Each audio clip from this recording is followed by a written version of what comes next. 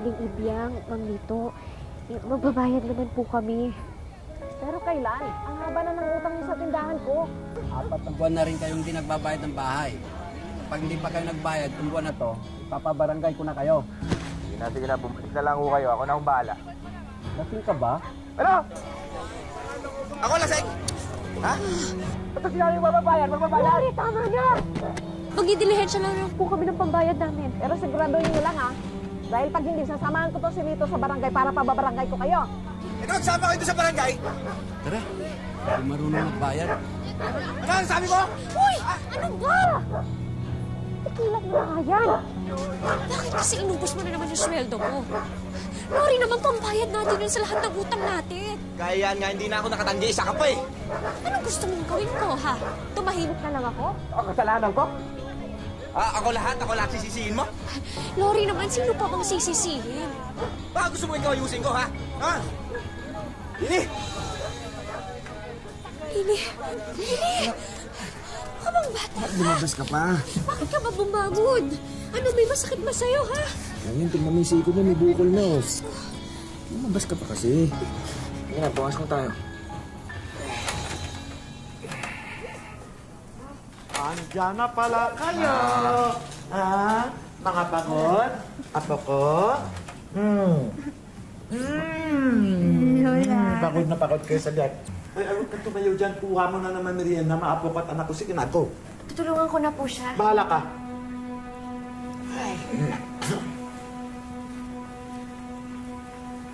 Yan talaga asawa mo, utang alila. Kaya hindi umaasenso eh. Tingnan, ikaw naman. Ang dami naman matitinong babae. Umahabol sa'yo noon, ewan ko na kung... Ma. Ay, okay, sandali. Ito pa. Bago ko makalimutan, no? Iho, siguraduhin mo para to sa upa sa bahay. Ma! Siyempre naman, Sagot. Ma. Kaya, okay. Mga apo, gutom na kayo, ha? Hindi galit ako na wala. Tali, ang merienda! Oy. Bagay sa'yo, Arlene. Yan. Bilis ang kilos, please. Lagay.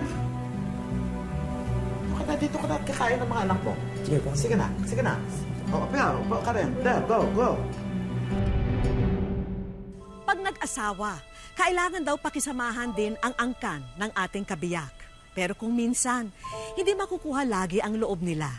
Humahantong pa nga na habang buhay mong sisikaping ipakita sa kanilang nararapat kang maging bahagi ng kanilang pamilya. Magandang araw po mga kapuso. Ako po si Vicky Morales at ito ang Wish Ko Lang.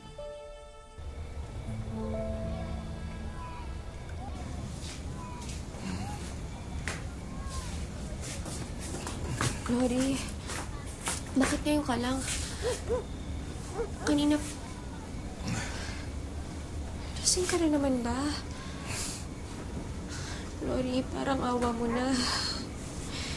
Huwag mo sabihin sa akin na naubos mo na naman yung sweldo mo sa pag-iinom mo. Sakto. Lori, palalayasin na tayo dito kapag hindi pa tayo nagbayad.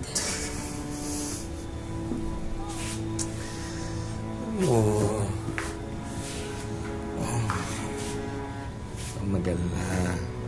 Mayroon dahil kay Mama, ha? Kailangan. Lori, hindi naman pwedeng palaging ganun eh. Ano, habang buhay na lang ba tayo nga asa sa mami mo? Lori naman. Ano bang nangyari sa'yo?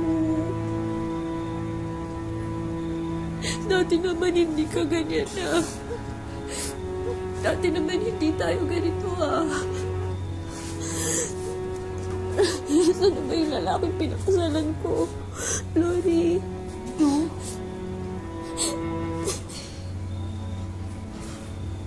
Saan? Tuloy tayo.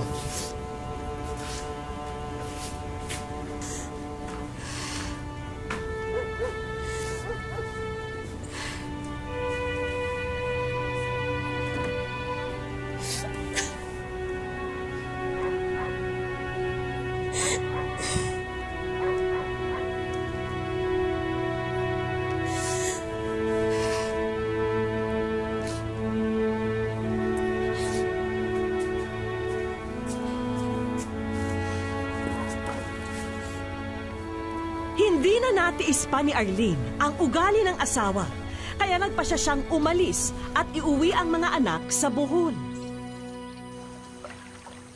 Nay! Nay!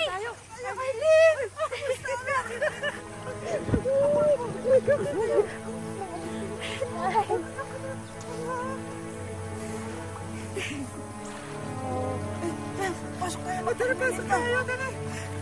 Ako ka na umiyak. Ako ka na malungkot.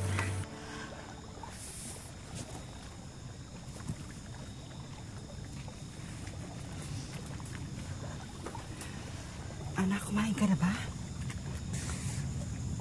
Huh? Dali ko kunin kayo pagkain mo, ha? Nay, kamusta po yung mga bata? Mabuti naman, Nak. Pero baka bago ko makalimutan, yung gamot ni Lily, paubos na. Sige po. Pipilitin ko na lang po makabili bukas. Anak, nag-aalala talaga ako sa iyo. May naglalabandera ka na, namamasukan ka pang tindera at nagsasideline ka pa sa kung saan. Anak naman, maawa ka sa sarili mo. Pero baka magkasakit ka niya na. Ha? Kailangan Tama ko na. po kayanin to. Kaya natin yan, anak. Huwag mong suluhin, ha? Ano to? Bakit kayo sumulat sa Lola Feli nyo? Saka bakit sinabi nung ginigipit tayo? O ayan tuloy, nagpadala tuloy ng pera. Pasensya na po. Naawa lang naman po kami sa inyo eh. Kasi hindi na po kayo natutulog kakatrabaho.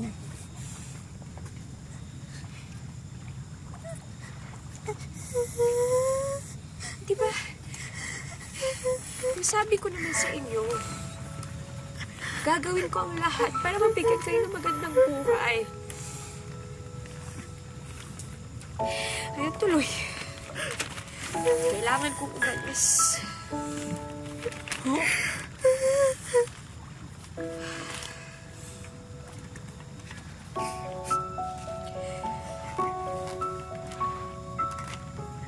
Malaki ang binigay na pera ng Lola Feli niyo. Pero hindi to bigay. Sweldo to dahil kinukuha niya ako maging kasambahay niya.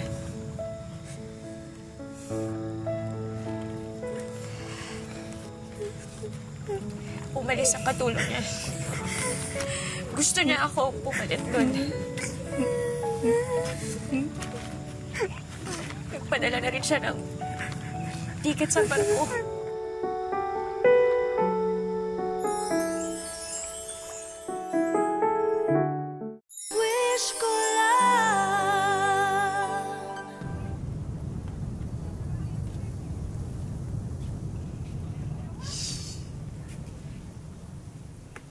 Anyway,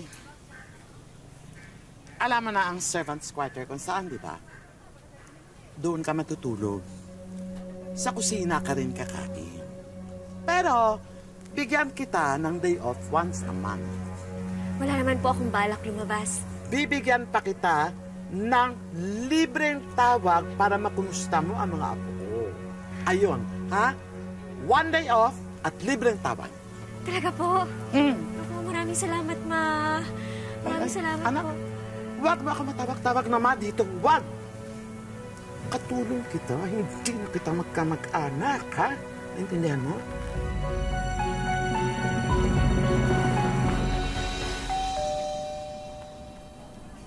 Arlene? May tao, tingnan mo kung sino. Ano ka ba? Lakad na! Kanina pa yan eh.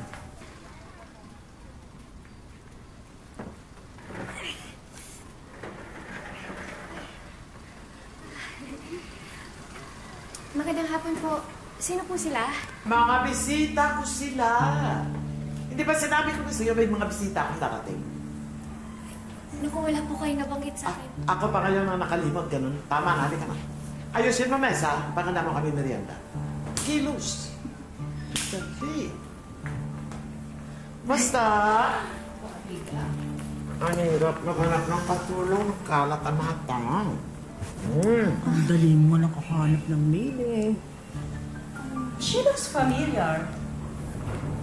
Oh my God! Di ba siya yung daughter-in-law mo?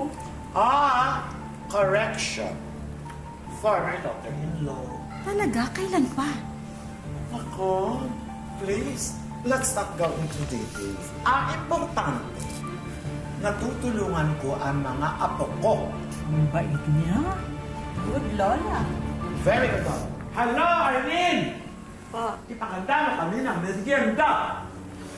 Bilisan mo naman, parang awa mo na, no? Pagkumpad! Anak, dahan-dahan ha. Wait. Dahan-dahan ha.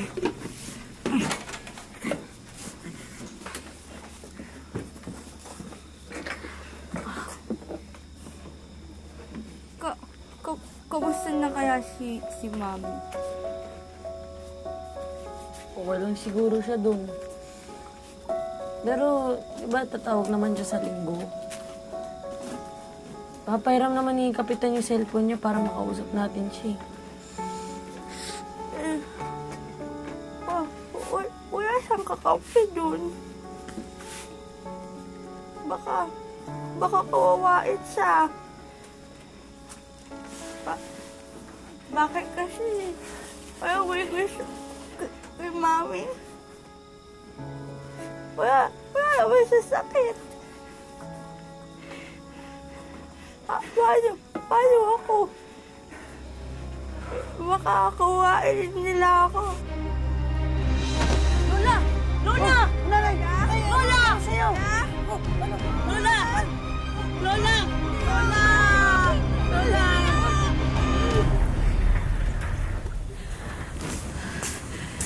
Lola!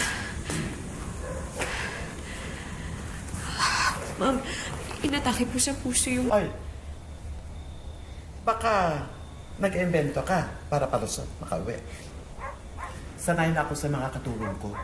Gumagawa ka ng kwento para makalayas. Hindi pwede. Hindi po ako nag-iimbento.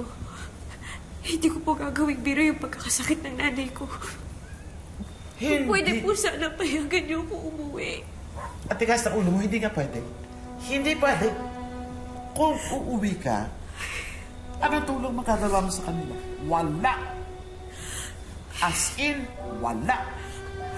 Makinig ka. Bibigyan kita ng 5 months advance. Yun ay padala mo sa kanila. That way, matutulungan mo pamilya. Okay? Ano? Sagot! Tapos ang usapan ito.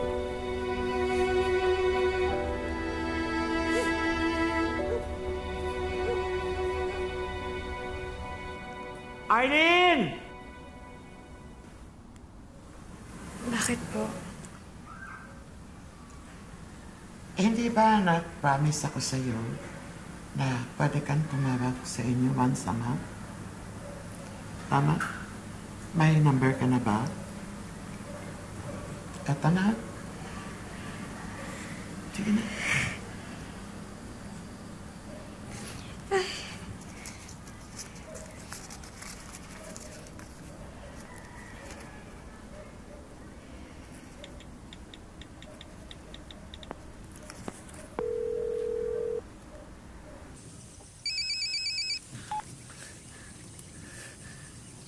Hello po, Nay. Anak, kamusta na kayo? Okay lang naman po kami, Nay. Wait lang po, Si Mami.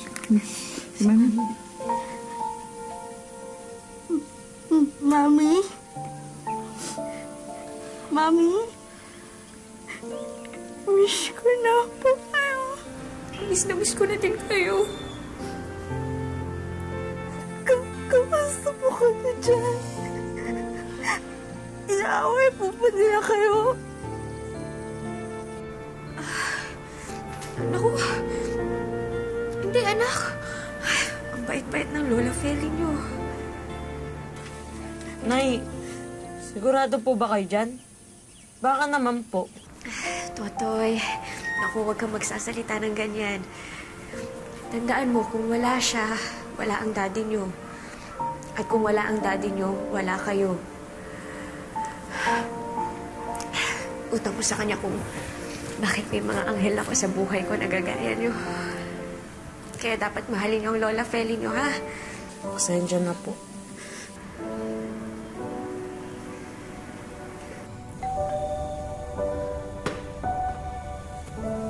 Sandali lang.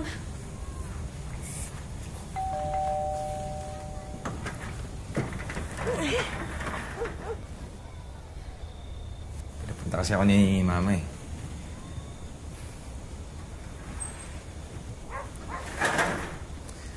Basta ka dito. Basta ang mga bata. Mabuti naman. Kausap ko lang isang gabi yung mga bata sa telepono. Si Mama, kumusta sa'yo? Lori? Iho, mabuti nakarating ka. Oo, Ma. Ba't mo pinapunta dito? May problema ba? Walang problema, wala. Okay kami ni Eileen. Okay kami. Madalas ko iniisip mga apo ko eh. Kayong dalawa, wala sa tabi nila. Si Eileen kasama ko, ikaw naman nagtatrabaho. Ano kaya kung puntahan mo sila sa Bohol? Seryoso ka ba dyan, Ma? Sobrang seryoso. I want the best for my grandchildren. Also, gusto ko magpadala ng regalo sa mga balai ko. Parang pasasalamat sa kanila. Okay ba sa'yo? Oo, sige, Ma. Kung yan ang gusto mo. Narinig mo yan, ha, Eileen? Tagal-tagal na rin ako hindi nakalangoy sa dagat eh. Okay, fine. Sige.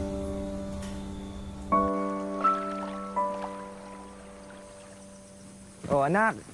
Kumusta? Namiss kita. Dad! Namiss ko kayo, ha? O, kumusta? Nangingisda ka na pala.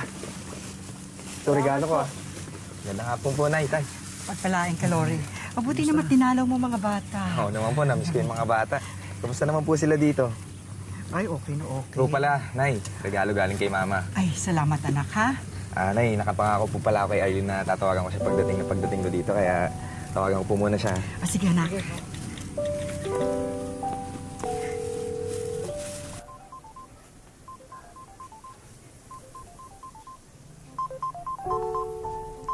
Eileen! Eileen, dali ka! Dali, sagutin mo! Dali na! Oo. Hello? Hello, Eileen. Oh, nandito na ako. May mga makukulit na batang gustong kumumusta sa'yo. Teka. Anak ko, si Mami. Mami? Lily? Anak? Kamusta kayo? Masaya, Mami. Nandito na si Daddy. Kayo po. Ako din. Masaya ako, anak.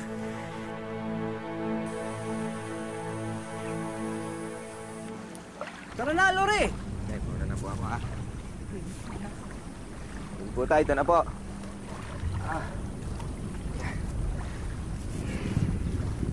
Anak, mangingisda lang kami ni Lolo sandali, ha?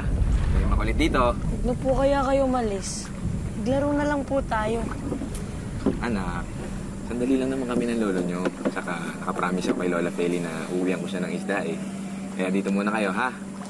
Sige po. Basta mag-ingat po kayo, ah. Oo naman. Basta, Dad. Uy, kakagad, ah. Oo naman, anak. Promise? Oo, promise. Lori, huwag na nga kaya kayong pumalaot, anak. Kasi sabi sa radyo, may nabubuong bagyo. Baka abutan kayo ni tatay, anak. Nay, sandali lang naman po kami ni tatay. Tsaka, yakang-yakan natin yan, di ba, tay? Approve! Sandali lang kami! Mag-iingat kayo, ha? Opo, Nay.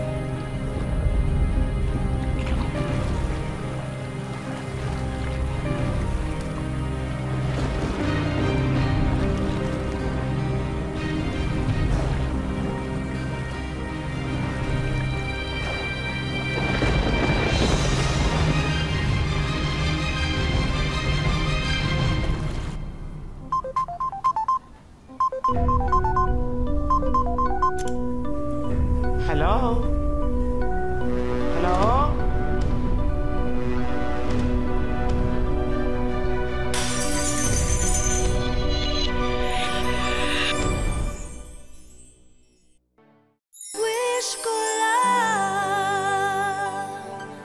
Hello? Ano ba nangyari?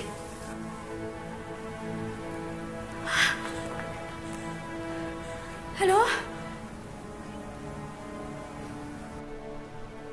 Arlene! Ang tatay mo at si Nori! Nawawala sila sa dagat, anak!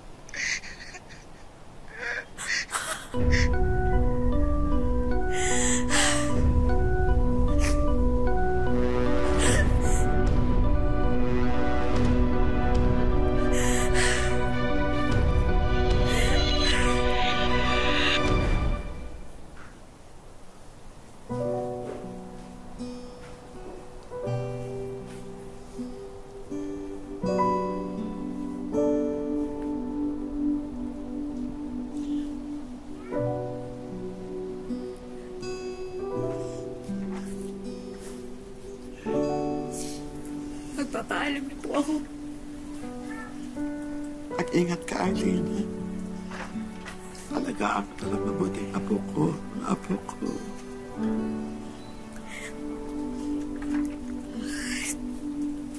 Sigurado po ba kayo na kaya niyo na po? Kaya ko. May nakuha nga akong kasama. Ang importante ngayon, ang nanay mo. Nag-iisa siya. Wala ng tatay mo, di ba? Kaya. Ipagdadasal ko po na sana makita na yung katawan ni Lori. Arlene, bago ka umalis, gusto ko humingi ng tawad sa'yo. Gusto ko humingi ng patawad sa mga ginawa ko noon. Mali ako. Isa ka mabuting tao. Mabuting ina. Higit sa lahat, mabuting asawa.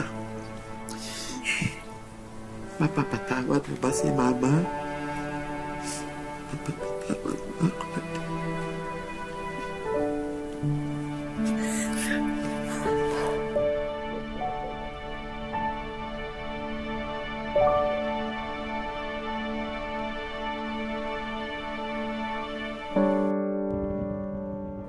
Siyam na taon na ang nakalipas mula nang danasin ni Arlene ang ilan sa mga pinakamasalimuot na kabanata ng kanyang buhay. Nagpasya lamang siya na lumayo noon dahil hindi niya raw maatim na makitang kumakalam ang sikmura ng kanyang mga anak. Mahirap din dahil mawalay ka sa mga anak mo. Siyempre, mamimiss mo sila. Malayo yung Manila. Nagpasya na nga si Arlene na hindi na muli siyang lalayo para sa mga anak. Bubuhayin niya sila sa maayos na paraan na kaya niya. Hirap talaga ako noon dahil wala na akong katuwang, tapos baga sa tipid talaga ako masyado noon dahil mabuti na lang yung mayroong tindahan doon, nagpaalaga sa akin ng baboy. Mahal ko po siya. Kasi iyakan niya po akong alagaan kahit po wala ako kuminsan. Hindi raw dapat nila dinadanas ang ganitong kalagayan kung kapiling pa nila ang ama. Bagay na labis na dinadamdam ni Lily hanggang sa mga oras na ito mula nang maaksidente ang magulang sa laot. Malungkot po ako. Saka parang mababaliw po ako. Sa ngayon, tanging sa mga panalangin nakakapit si Lily. Umaasa rin siya ng tugon mula sa liham na pinadala niya sa programang alam niyang makakatulong sa kanilang mag-iina. Wala po ako na nababahan niya po yung ulat nila. Dahil alam ko po na mababait ng tao. At wala po ang hulog ng Diyos para sa amin.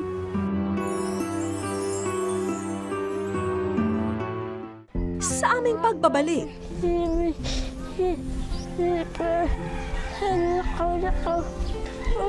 Kaya. Wish ko lang.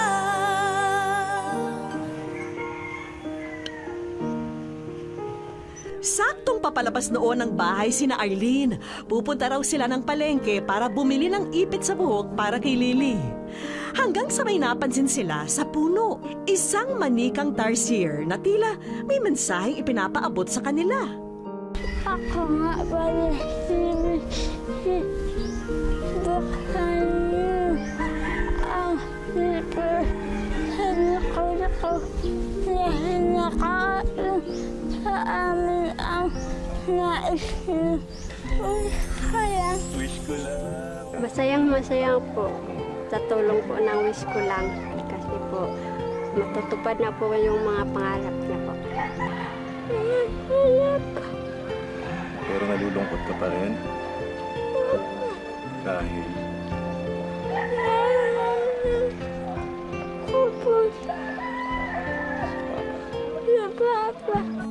Mabuti pa itawagan na natin ang ating mga kaibigan na may mga inihandang sorpresa para sa inyo.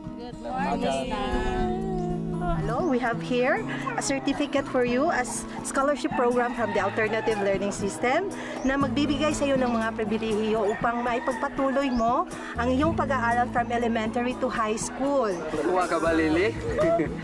So pagbutihin mo ang iyong pag-aaral, ha?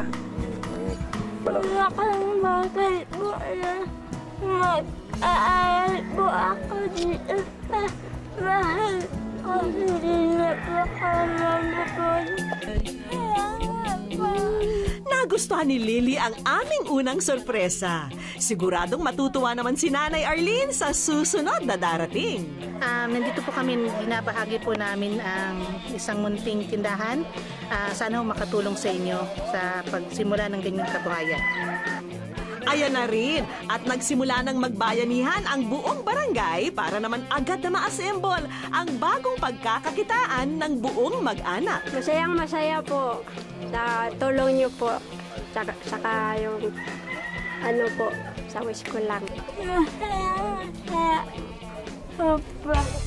At may pahabol pa raw si Wishy. Dahil nakasilid sa kanya ang financial assistance na magsisilbing ayuda para sa bagong buhay nilang mag-iina. Maraming salamat po sa inyong lahat, lalo-lalo na sa wish ko lang at saka mga sponsor na pinamigay sa amin. Thank you sa lahat-lahat po. Kagaya ni Arlene, kailangan nating matutong magpatawad sa ating kapwa at maniwalang darating ang araw na mangingibabaw ang pagmamahal at pangunawa sa kanilang mga puso. Hanggang sa susunod na Sabado mga kapuso, ako po si Vicky Morales at ito ang Wish Ko Lang.